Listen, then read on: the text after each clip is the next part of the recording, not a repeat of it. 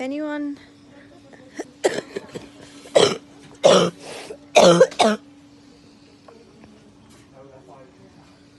anyone is thinking, taking any chances, just take a look at me.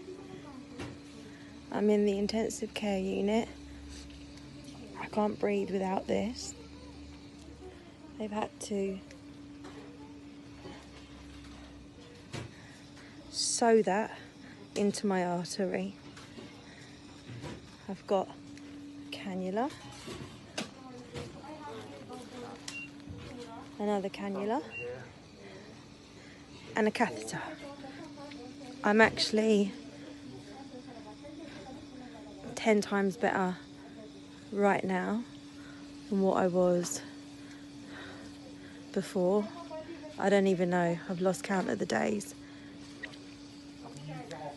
If anyone still smokes, put the cigarettes down, because I'm telling you now, you need your fucking lungs. And please, none of you take any chances. I mean it. Because if it gets really bad,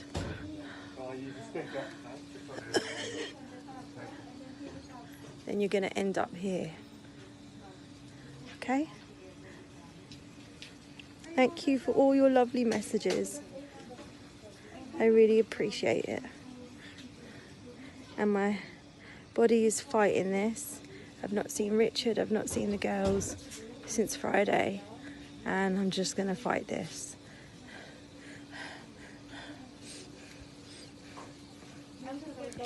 So once again, don't take any chances.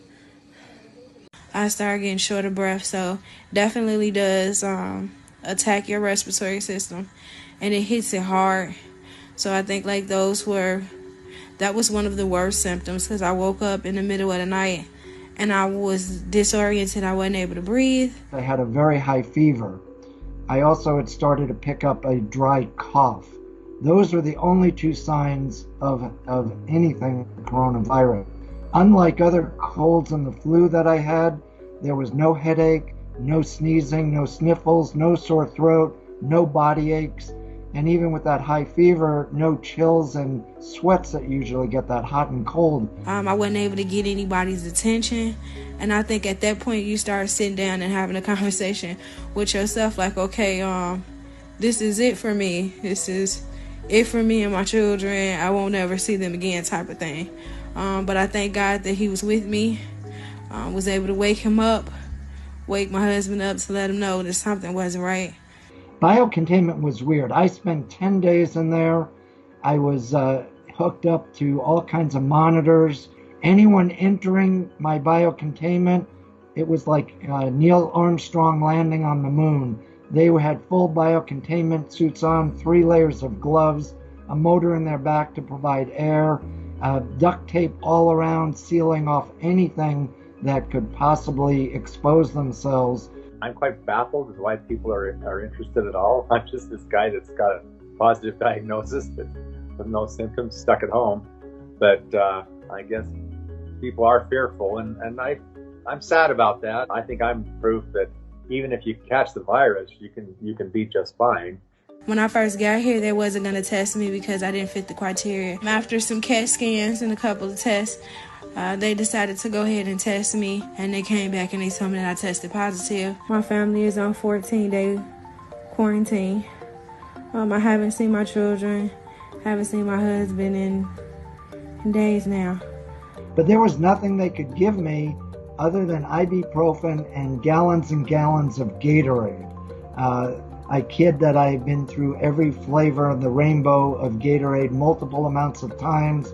The light blue is the bomb. Stay away from the grape, that's nasty. There is no treatment for coronavirus. So what they're treating is they can treat a symptom. So if I have a fever, they can treat it with Tylenol. If I have a cough, they can treat it with cough medicine.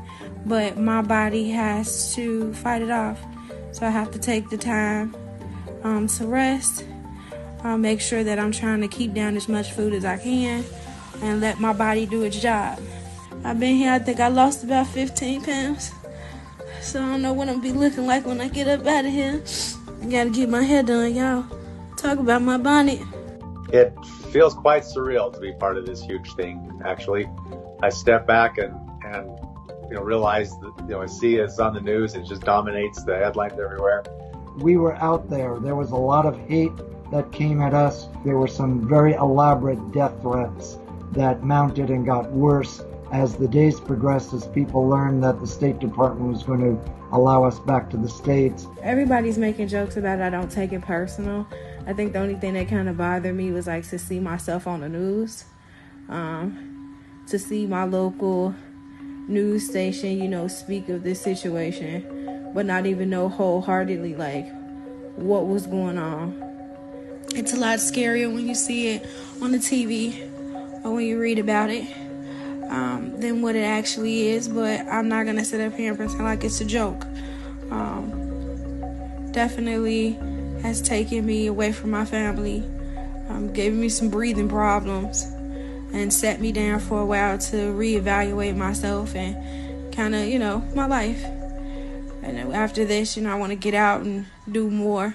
All along, we were making lemonade out of lemons, looking at the glass half full, not half empty, living for the present, not worrying about the past, and also not focusing on the future, because all of that was out of our control. Stress is the biggest contributor to battling the immune system, and it's not good for the immune system. So keeping our stress level down was important. So just make sure that you guys are keeping your kids safe and you're keeping yourself safe as well.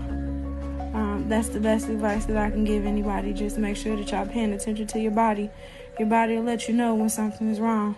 And if it's telling you something is wrong, then go ahead